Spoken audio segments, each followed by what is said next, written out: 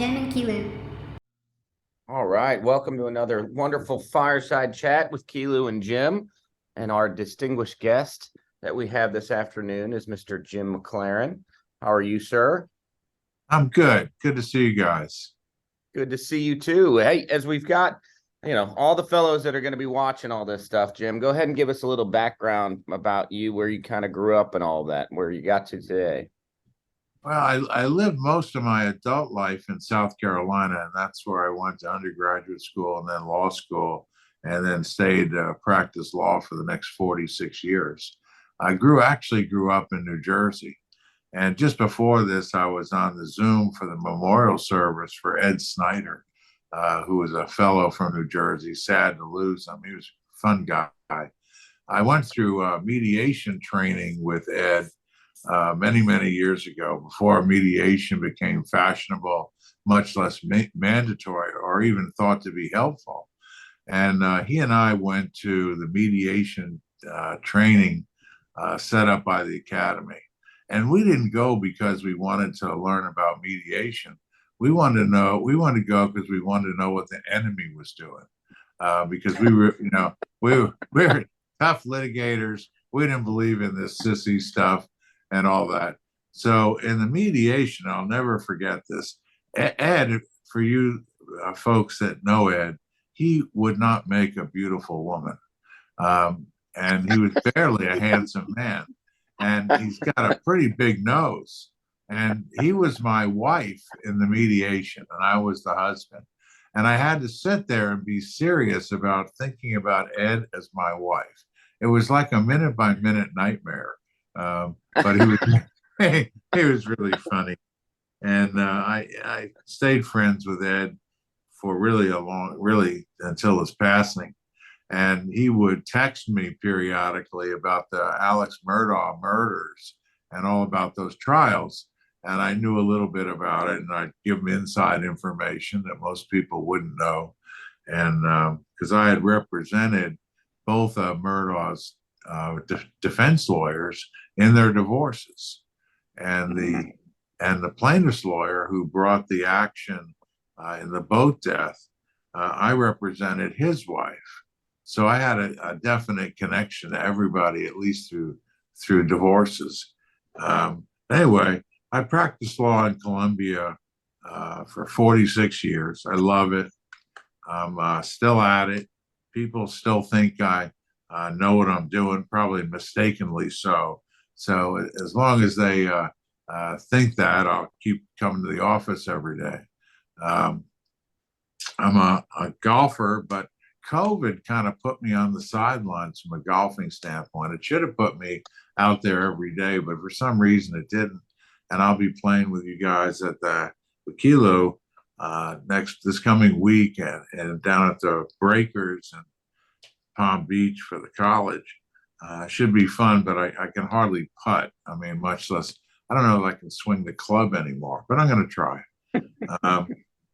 I've been married, this is my wife and I's 51st year of marriage, and that's without tacking. That's one wife, one husband, 51 years.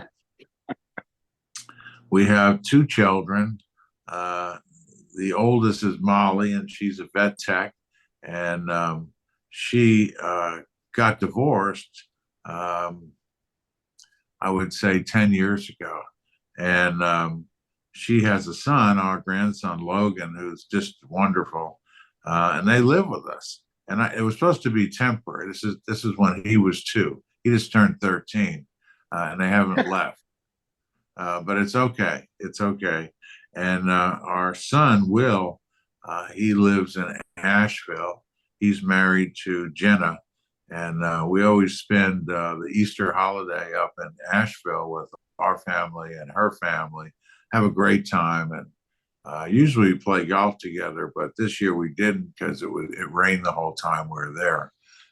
And I like golf, but I don't play in the rain, and I don't play when it's under 50 degrees. Kind of rules of life. My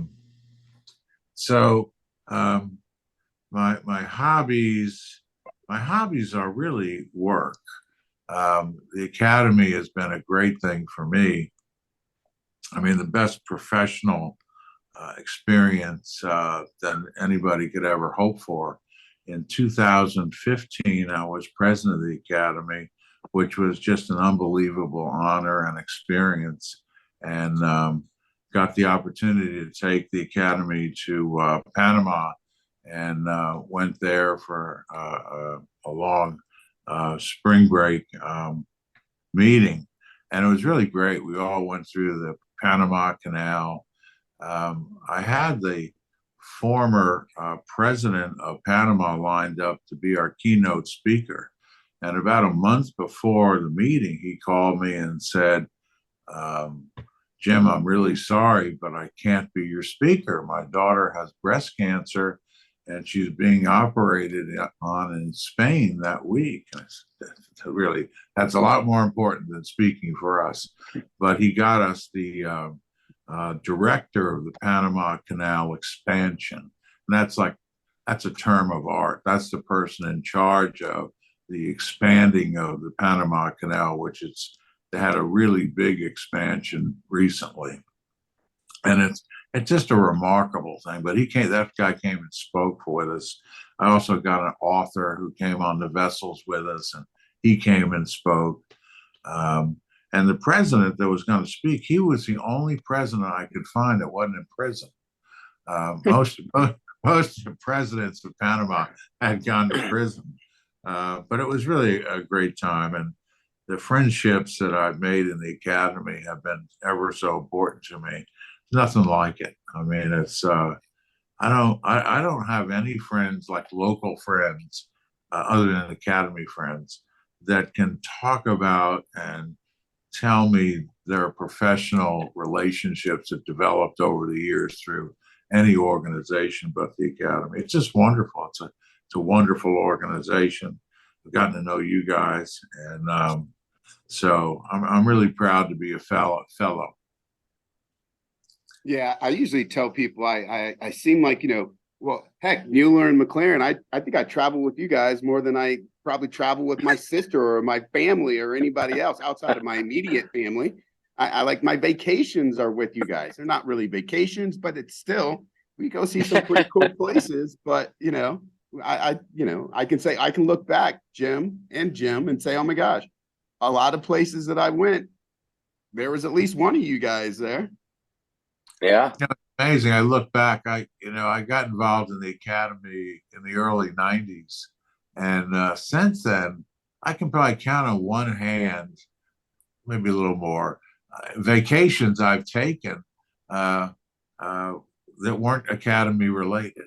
They're all Academy related. The only other real vacations we take, we always go to the beach during the summer for a week, and our whole family goes, and that's a lot of fun. But the trips to the Academy and the camaraderie that goes along with all that is really good. And I played golf in more places than I can count on my hands and feet. But it's been really great fun. Other than your own meeting in Panama, what was another one of your favorite trips that you've taken with the Academy over the years? Hey, we went to one and a couple of them to Napa. That was really good. And we went there, and part of it was Academy trip and part of it was a personal trip. And I had bid on and won a Napa something or other at some charity auction. So we went with another couple. The other guy was, his name was Carrie Height. Her name was Paula Height. And Carrie's been my lifelong golf partner. We've been friends for 40 years. He's been my golf buddy for 40 years. He's a couple of years older than me. He's got a 0 handicap, and he won the Super Seniors, South Carolina Super Seniors a couple of years ago. Much better golfer. We used to be closer handicap-wise a long time ago, but he's since eclipsed me. I'm an old guy who can't play anymore. But we went there, and Carrie and I were playing golf, and we met our wives. My wife is Pat, and she looked a little tipsy, and she said, we went to a great wine tasting. I said, great. And she said, we've been invited to the owner's home tomorrow for breakfast. I immediately knew that my American Express card was vibrating. So I said, that's great. That's great. And you don't get to do that unless you spend a little bit of money. So about an hour later, she says, I bought a little bit of wine. I said, that's great. And she said later on something like, well, I think I spent about $2,000. And I said, that's okay. That's fine. I get back and these deliveries start coming to my office. And it's in all different names. And at that time, you can only send so many to the same place and that kind of thing. So it's Jim McLaren, Pat McLaren, Juan McLaren, Harry McLaren, Susie McLaren. And so my lobby was almost filled up with wine. And I got my American Express bill. It wasn't 2,000, it was like 8,000. And so I said, what's up with this? And Pat says, well, I thought I was buying bottles, not cases. Good deal, good deal. But we had, Napa was a lot of fun, and the fellows out there, Blevins and them are great people, and they're very accommodating, very hospitable. That was a lot of fun. And I like going to Chicago every year. Chicago is like my favorite city. It's a clean New York City, at least from my experience. And we always have a good time there.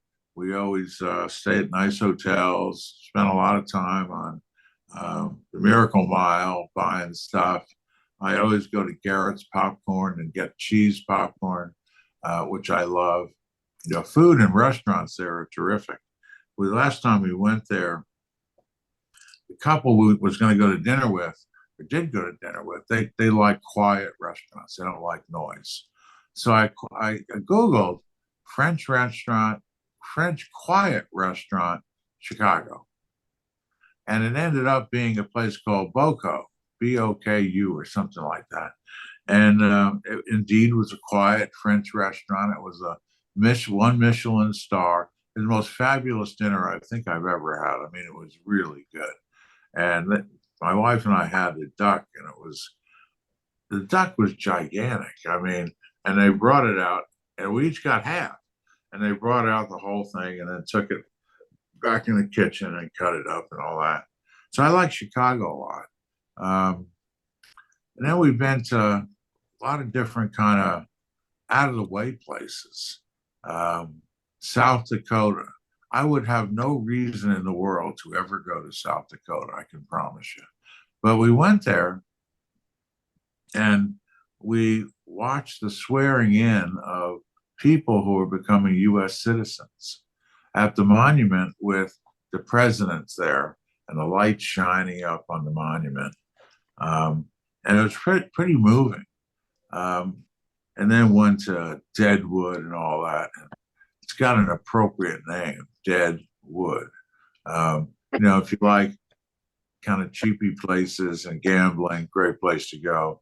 But going through the Badlands is pretty neat. We did that, and we visited a tribe, the Lakota Indians.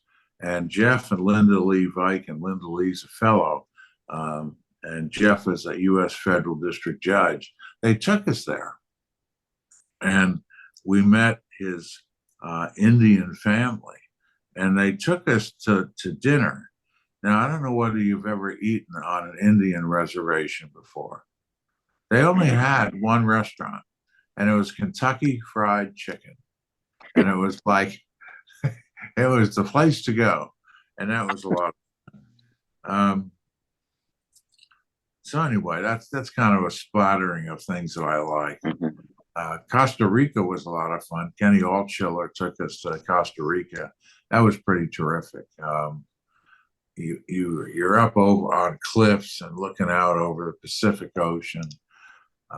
We rented a sailboat, took it out, went like directly into the sun as the sun was setting. It was just spectacular. Went to a really nice natural spa with springs and stuff like that. We tried to do that in Panama with this natural springs. It was like a mud hole. I wouldn't have taken my worst enemy there to drown him. I mean, it was just a bad. So we did not include that for anybody in the itinerary. But it was, yeah, it's good. The academy is a wonderful thing, and COVID affected a lot of people in a lot of different ways, and it was really a 2 year cessation of the world, at least as I knew it. I worked from home for close to 2 years. That's where I am now. I'm at my home office, which my work office is not any different downtown, except it's in a building. And, but I used to go to court 3 or 4 times a week. That was my life. That was my life. I'm a trial lawyer. That's what I do. And then the court shut down, and it started here and there, but it was pretty much shut down for close to maybe a year and a half. And and that happened starting in early March of 2000. And in late March, early April, the Chief Justice of the South Carolina Supreme Court, for whatever reason I'll never figure out, he asked me if I would write a plan to reopen the courts remotely. And so, Jim, I had a lot of friends in your state, and you guys went through Katrina, so you had already done it. And Tom Vick was the president of the Texas Bar. Texas Bar is as big as New York City. I mean, it's a gigantic mass of people, but came up with a great system. So they put me in touch with your guy who runs the court system, your Chief Justice, who is friends with our Chief Justice, and I wrote a plan, which I thought I'd either be a hero or a skunk. I wasn't sure which one. Either way, it could have happened.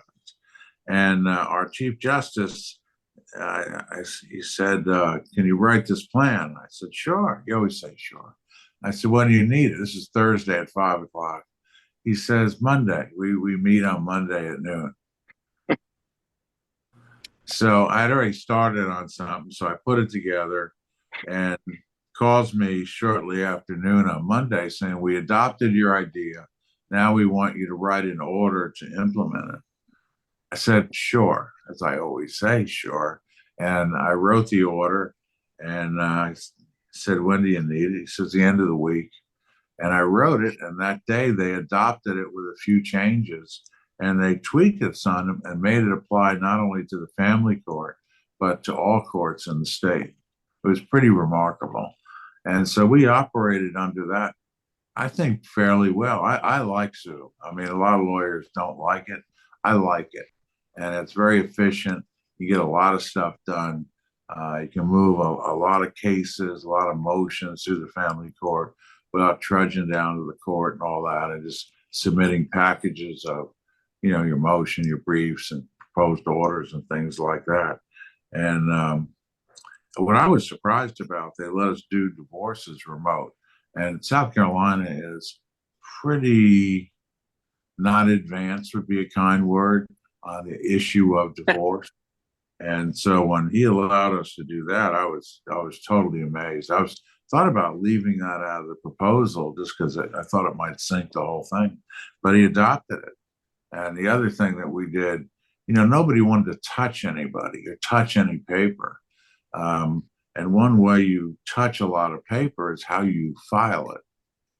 And in the family court in South Carolina, we do not have electronic filing. It's all paper. Oh, wow. And if you're going to submit something based on affidavits, you got to have a notary who sees somebody in person sign it. And we don't subscribe to Uniform Notary Act or whatever it's called, and have notarize it.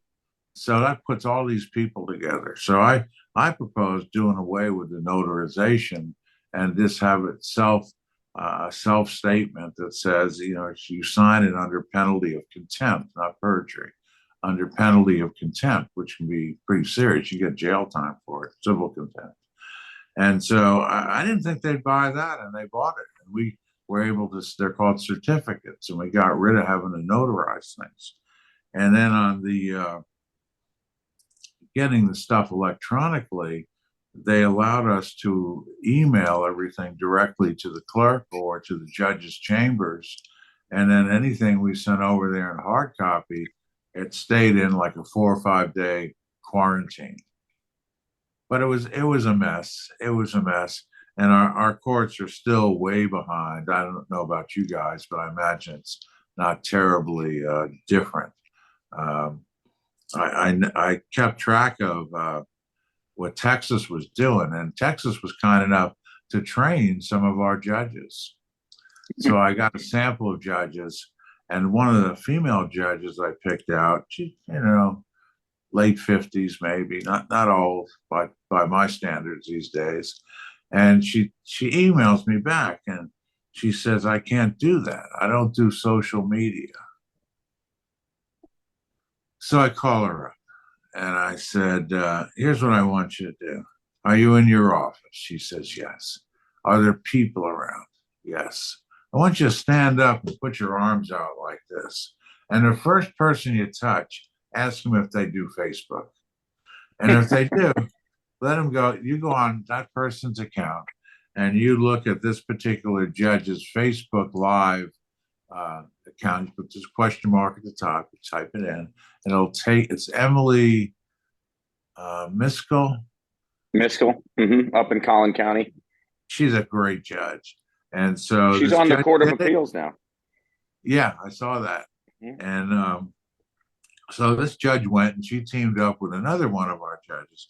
And you learn the weirdest stuff about people. This other judge, I just thought she was a plain old family court judge. Well, in her earlier life, she had worked for NSA, National Security Agency. And her job in life was to evaluate platforms such as Zoom and WebEx and things like that. And she suggested that WebEx, which had been chosen by our Chief Justice, would not be as good as Zoom. And I don't know why he picked it, but I said, listen, I'm not going to die on that hill. He likes WebEx, we're doing WebEx. If we got tin cans and strings and that's what he wants, we're doing it.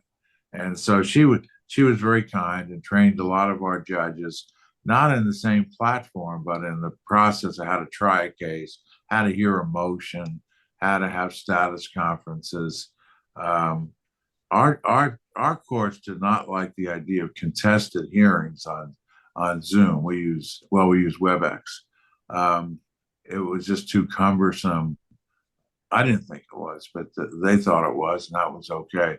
Most of the stuff is not heavily live testimony, that kind of thing. At least most of what the court does.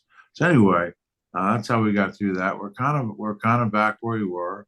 I've got a 2-week trial that begins in June. I'm not looking forward to, and it's out of town, so I got to travel, stay in a flea-bitten hotel for 2 weeks and try a case over junk issues contested by 2 physicians. You represent doctors, you almost have to give up everything you believe in to take some of the positions you got to take. But anyway, that's what I'm doing. So Jim, I got just off the beaten path, but let's say you were stranded on a desert island. What 3 things would you bring? My wife. Okay.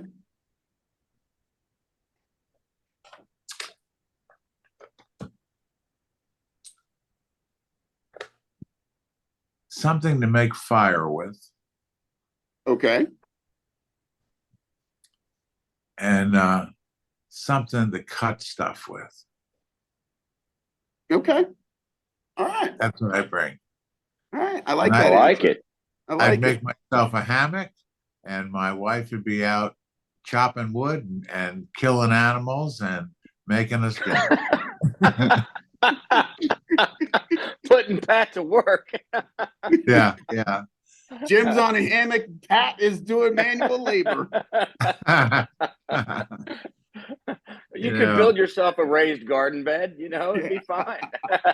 I'm not much of the outdoorsman. That's not really been my role in our marriage. But when I had to do it, I did it. And when my son Will was a Cub Scout, I was his den leader. And we went canoeing up in the North Carolina mountains. And I think we hit every big rock in the river. And I was in the back of the canoe. My son Will was in the front. We got stuck, and he came to the back of the canoe and he said, "Dad, I think we hit every rock in the river. We only got one more to get by. Can we try to get by it and not hit it?" I said, "We can try." And of course, we hit it. And later on, he said to me, "I want to go camping at such and such." And I said, "Will, you haven't been listening. Your mother is in charge of sleeping on the ground. I'm in charge of hotels, airfare, resorts, restaurants, and that sort of thing. So I want you to talk with mom, and she will take you to sleep on the ground wherever you want to go. But I'll make sure you get there okay and get back okay." You do. I think you just outed yourself, because I'm pretty sure it's the back of the canoe, the stern, is the guider. I'm sure your son was like, "Dad, I love you, but I'm going to put you up front. You just pretend, but I'm going to guide us around these rocks." He's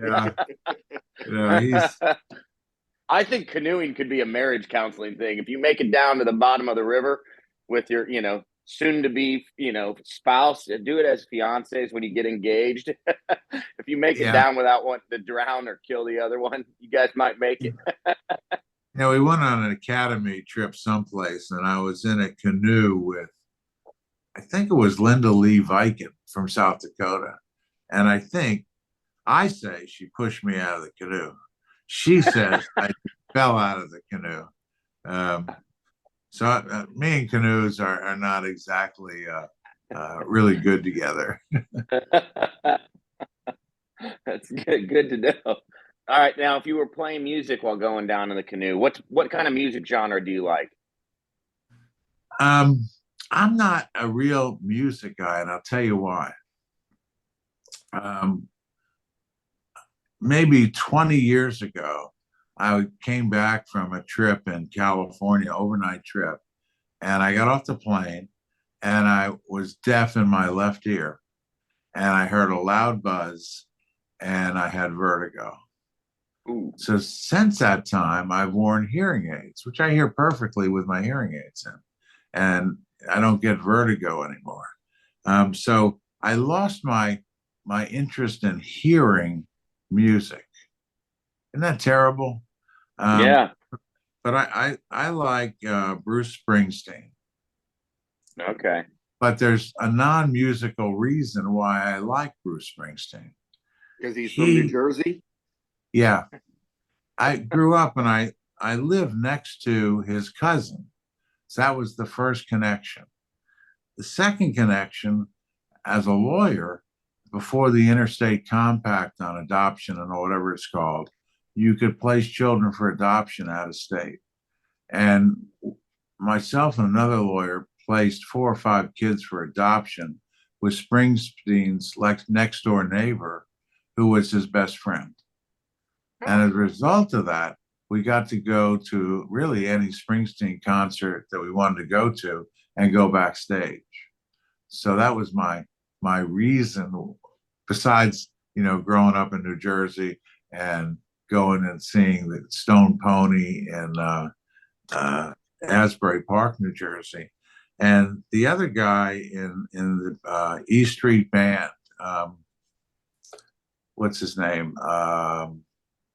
He was also Stevie Ray Vaughan? Yeah, Stevie Van Zandt. Stevie Okay. Van Zandt. He was in my class in high school, Oh. and he played what I call garage band music. So I got some of that. So I just have an attraction to all that. And other than that, besides the hard rock and roll stuff, I like kind of easy music. it makes me relax, feel good. What's your favorite type of food? Ooh, everything. Um, So the let's say you were having a last meal. What would you have for your last meal? Well, I love food, and we we had a cooking school that Pat and I would go to, and we'd go there maybe once a week and have dinner and learn how to cook something. But the chef would also take like a group of 8 of us to different places, and it was all food or wine based. And he took us to Paris, and he took us to Bordeaux, two kind of foodie, winey places.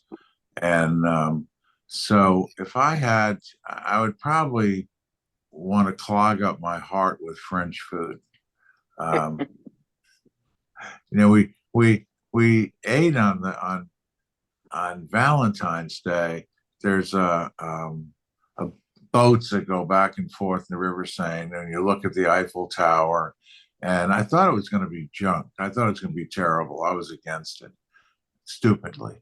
And so we ate on the stern, or in the stern was recessed on the boat, and it wasn't the bow, it was the stern. And there was a table for 8 set in the stern. I mean, it was a wonderful French meal, and it started out with a hunk of foie gras. I don't know how my heart didn't stop. I mean, it was really so good. I like foie gras. That would be in my last meal. I love escargot, and I love to make escargot. In terms of food genres, I really like Asian food. My grandson is a sushi nut, so he and I make our own sushi, and we have something called a sushi bazooka. It's I don't know, maybe that long, and it looks like a piece of PVC that's been cut in half lengthwise with a hinge on one side. You open it up, and then you line it with rice, cooked rice, and then you make a little channel on each one, and then you fill it with whatever you want to fill it: salmon, tuna, vegetables, cream cheese, whatever you want to put in it. Then you close it up, clamp it, and it compresses it. Then there's a tube, and you push it like that, and out comes the sushi. And you just lay it on a piece of nori, seaweed, and just roll it up, which is easy, then cut it into pieces. So I really like Asian food a bunch. I like German food. I love schnitzel. I love to make schnitzel. And Pat and I cook a lot. We as a family, we have dinner together most nights, and we have dinner together every Sunday, and that's always been important to us. And we kind of take turns cooking, but Pat does a lot more of it than I do. She's a lot better at most of it than I am. I like to barbecue stuff out. As adults, you can probably, as a male adult, you can probably remember every grill you've ever bought. I do, at least. And they don't last. I said every time, I'm not going to buy an expensive grill. I'm going to buy a piece of garbage and just throw it away after a year and a half or 2 years. Never works that way. I got to get the nice this, that. And so I'm pretty handy. So I've replaced the insides of my grill. This one, I think, twice now. And they just last a long time if you do that. And it's not hard to do it. Getting the right stuff and getting it all cleaned up is a little bit of a chore, but it's not bad to do. I have a big green egg, and we cook on that. So I like to do that. I'm trying to teach my grandson how to do it, but he's a little resistant to it. He's stuck on sushi. Have you tried the pellet grills yet? No, I have. I'm intrigued by it, though. I want to get. Have you seen that Ninja grill? The one that's I want to get the Ninja grill because it's a grill, it's an air fryer, and it's a smoker all in one. And I'm like, because I've got a smoker, I've got a grill, I've got an air fryer. This is all, and it's not huge, and it's and it's an outdoor, but you have to plug it in. But I can find that. But I'm just kind of intrigued because it uses half the amount of wood chips that you would need, and you can actually smoke stuff even when you're grilling it because it's just the wood chippers. And I'm just like, oh my gosh. I like it. Okay. I looked at it, it's like $300 or $400, and I'm like, hey, or maybe a little bit more than that. It's like I could. In case Tara's watching, let's stick with $300-400. We'll all vouch for you. It's like $150. I'll buy anything for $150. It's I also like wine. Pat and I both like wine, and we've been in this house for about 20 years. And at some point, we were talking about building a wine cellar. So I had an architect come, and I wanted to do it under the existing house, and we sit on top of we're not on a slab, we're on whatever you call it's elevated, Karen Beam. and so he brings this wonderful plan. And I said, how much will that cost? And he said, it'll be about $250,000. And I said, you're out of your goddamn mind. I'm not going to do that. Why would I do that? I'm not going to spend $250,000 to store wine and or the ambiance of all the stuff that goes with it. So we have this, we got a pool and a pool house in the backyard. So I said to Pat, I said, let's turn the pool house into a partial wine cellar, and we'll line it with shelves and some refrigerated units for the really nice stuff. And so I've got about maybe 2,000 bottles of wine out there.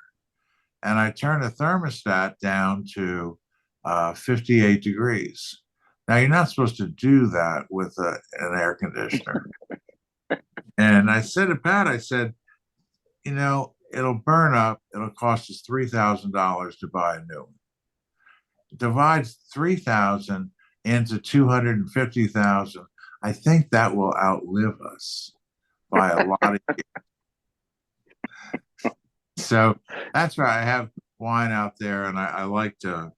I used to be better at it. I kind of logged everything in as it came in and kept track of it, kept everything labeled, and kept a good history. And that kind of fell by the wayside. I pretty much know what I have, and I can still find it. But I like collecting wines. And when we go out here, most restaurants here in South Carolina, you can bring your own wine.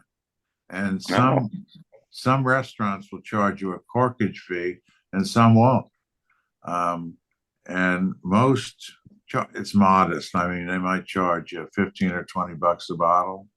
And so you can bring a really good bottle of wine that you maybe paid $50, $75, $100 for, that you would pay in a restaurant $200 or $250, which that gives me the hives thinking about paying a restaurant price for wine. It's not something I like to do. So we frequently take wine with us when we go to restaurants, and we go out with other friends. We bring enough for everybody and do that. What kind of movies do you like to relax and watch? Do y'all watch movies or just more books or what? We do. We cut the cable, and so now we have Apple TV and what's the other one? Hulu? No, not Hulu. Netflix. Not Showtime. Netflix. There's Peacock? one main one that comes in on. What's that? Peacock? Now, it doesn't matter. We watch a lot of movies. We like the murder mysteries from Europe. And really? Yeah, there's a lot from England, Norway, and things like that. And then there's some Israeli shows they're pretty exciting. And we do a lot of that, and friends tell us what they like. And I write it. I have a little list I keep in my iPad, and we'll decide to go look at it. It was one we tend to binge on it. It's terrible. You know, Yeah.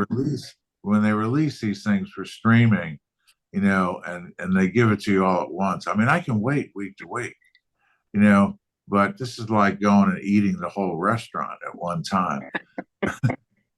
And You need we're really you need to watch susceptible. that. What's it called? Vatican Girl on Netflix. That's a good one for you. A little murder mystery one. Yeah, we just watched one that's called the Diplomat, I think, or something like that.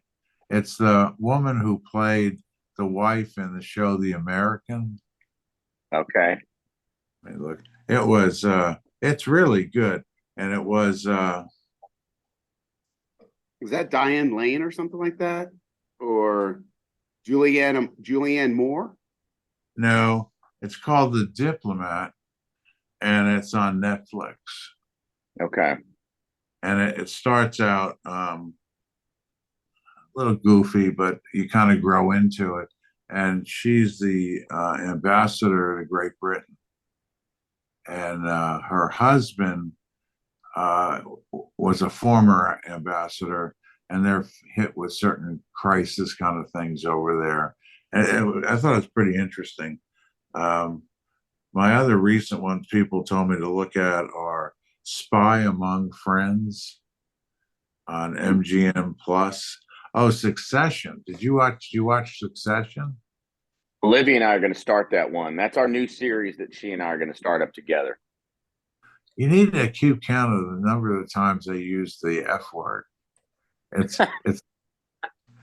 So what you're saying is it's not don't let the kids sit with us. no, it is not for kids to be in the same room. But I kind of like it. It's kind of fun. What's the other ones we like? Anyway, we do that. I listen to a lot of books on Audible.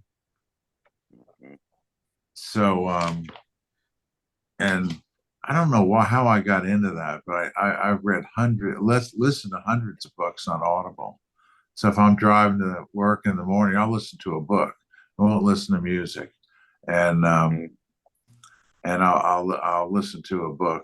And I like all the kind of spy books and things like that. This whole complete there's a genre of all that with different authors. It's fun to listen to. I was and I like war stuff. I was trying a case in Beaufort, South Carolina, which is in the bottom part of the state. From here, it's about a 2.5 hour drive. And, you know, the divorce lawyers from Columbia, the court staff around the state and the places that aren't real populous, they think we're something special. I don't know why. It's totally mistaken assumption. But anyway, I get there, and the courthouse has the normal kind of central thing, and everybody's standing around, and the lawyers there, they were firmly convinced they were gonna, you know, play inside baseball, and they're gonna put me in my grave that day. And so the bailiff comes over and he says, "Mr. McLaren, how are you?" And I said, "How are you, Ron?" I remembered his name. He'd been there forever. And he said, "Your room is ready for you." I thought I was in a hotel. And I follow him, and you go into like an entryway just before you go in the courtroom, and there's a lawyer room on either side. And he said, "Let me help you get set up." And he's helped me with my boxes and stuff. And these lawyers standing outside, I can see them mumbling there. I know they're saying, "Who the hell is this guy?" And so Ron is talking, and my co-counsel in the case is a lady lawyer, and she's a retired Marine. And so she says to me, "Do you know who he is?" And I said, "He's Ron. He's the bailiff who's been here forever." Because no. Do you know who he really is? And I said, "No." He said, "Well, he is a retired Marine." And she said, "Have you read the book Marine Sniper Marine?" She's a Marine Sniper Marine. And I said, "No." And she said, "Well, that's a book about the Marine sniper who had more kills than anybody in the world. And Ron was a spotter. They worked as a pair. And he has the second most number of kills. And this was in the Vietnam era. And so he comes back out, we get done with the hearing. And I said, you never said anything to me about any of this. And I said, you gotta talk to me about some of this. And those guys don't like to talk about that. And so we talked some, and I told him how proud I was to meet him and how proud I was of his service and how brave he was. So I download there's two books. I forget the name of the second one. I download them and I listen. It's a 2.5, 3 hour drive home. I listened to the book on the way home. It was unbelievable. I mean, the bravery of these guys. And I got to meet him. And I'm going to see him again in 2 weeks. And that place where I have to be for 2 weeks, I'm going to try a case there, and he'll be my bailiff. How good? Oh, that'll be great. Doesn't get any better than that. Yeah. All right. So, Jim, I got 2 questions for you. All right. First question. If you could have any superhero power, what would it be?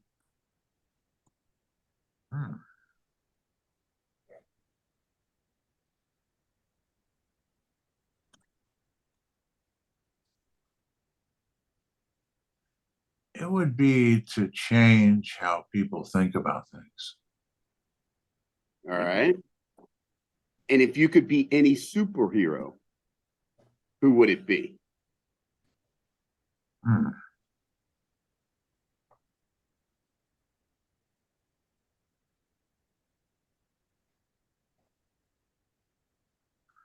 Yeah, I'm kind of old fashioned. I like the Superman kind of thing. Nothing wrong with that. Mm-hmm. Change how people think would be important to me. Not so much in what I do for a living, but more so in the world in which we live. I like that Yeah. answer. That's a good And answer. who knows? You might have a Superman shirt on underneath that shirt and tie. We don't know. Keep your telephone booth off to the right out of screen. It's all set. We live in a very tough time, and it's very divided, and people tend to think a lot differently than other people think, and a lot of them think a lot differently than I think. And I won't make this political, but if I could have some magical power to change thinking, I'd be the happiest guy in the world. Yeah. I like that. That's a great answer. So, Thank you. Mueller, Jim had sent me something earlier this morning when I was out golfing, and he said something like, so is today just like we're kind of just walking through it? And I was like, nope, this is the actual fireside chat. And so, Jim, I read your answer and I said, what? I asked for this is the worst answer I've ever got. That's a great answer. We don't prep anybody. This is the one time when everybody, to get a bunch of type A preparing type individuals that are fellows of the academy to show up and be like, what am I doing for this? And they have zero direction whatsoever. Yeah. So I figured from that this would be the real deal, and it didn't matter, and it was best not to prepare because I had my hands full otherwise throughout the day, Yeah, and I don't think you can really prepare for a fireside chat because it can go in any direction, and that's really just what it turns out to be. It's just 3 people, as I think, just shooting the shit. That's all it is. Yeah, it is. Well, I'm going to try to play golf on, I guess it's Thursday or Friday we play. Friday. It's not going to be pretty, but that's okay.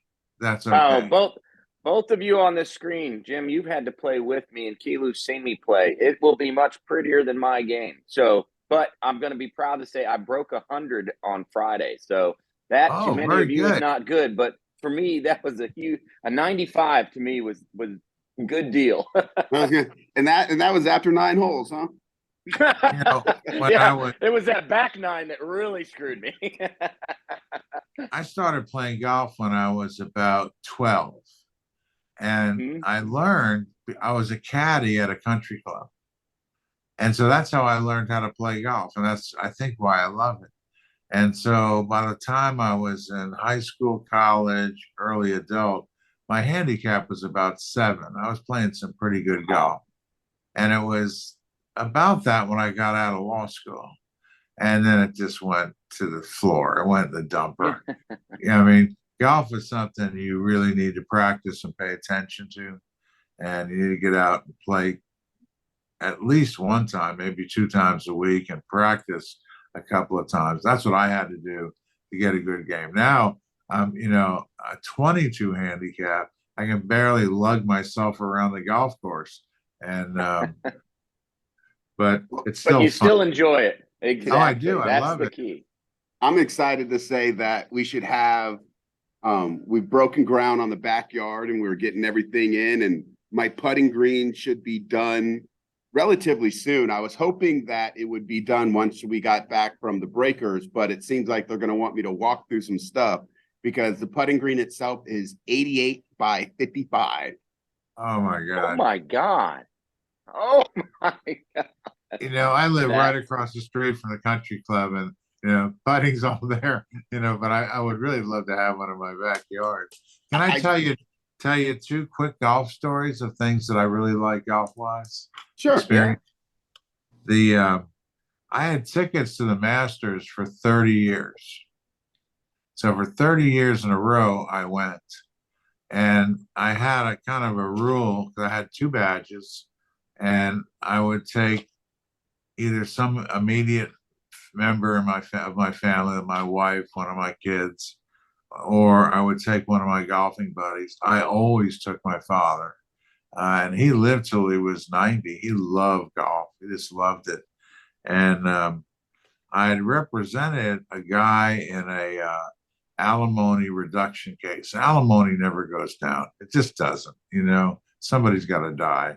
And so I try the case. I get lucky. His alimony gets eliminated. He loves me for life. And then he says, my new wife has Masters tickets and they're yours until she dies.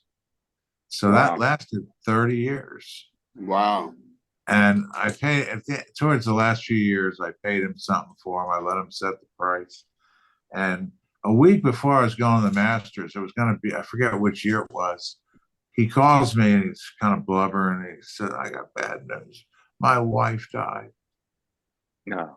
Oh, that's terrible. Blah, blah, blah, blah. She had a stroke sitting at a traffic light. And he goes, and what's even worse, our deal is over. You don't get the Masters tickets this year.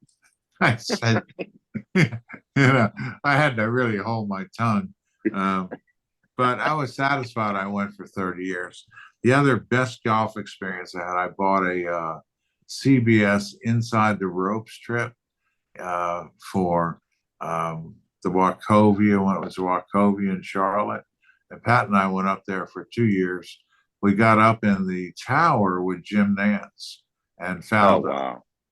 And Nance had his mother up there and his Russian girlfriend. And they were both dressed in those fancy, sport jackets and a smart label on it, on the lapel, and rep tie. And Faldo comes out from behind the production table. And that's all he has on. He's got on a pair of shorts, undershorts, and Ked sneakers below that. And the way I got up there was Guy Farrell, a fellow from Connecticut, represented Nance in his divorce.